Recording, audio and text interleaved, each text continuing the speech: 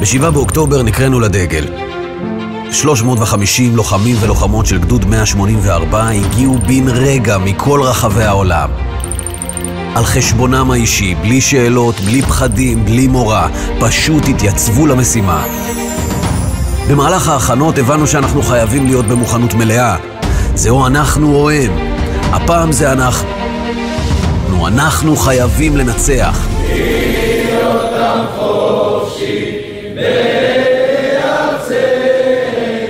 ארץ ציון ירושלים.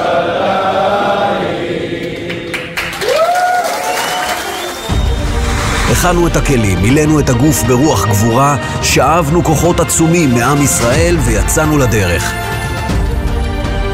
במהלך הלחימה הוכחנו שאנחנו גדוד של אריות, כזה שאתה חולם להילחם לצידו. שכשאתה מסתכל ימינה ושמאלה על הלוחמים שאיתך, אתה יודע שאתה יכול להסתער קדימה.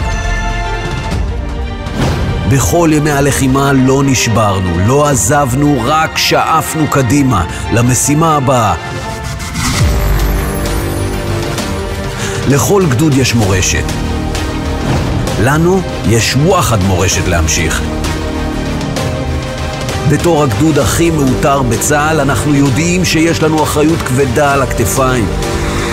תוך כדי הלחימה הבנו שאנחנו לגמרי ממשיכים אותה, בכבוד.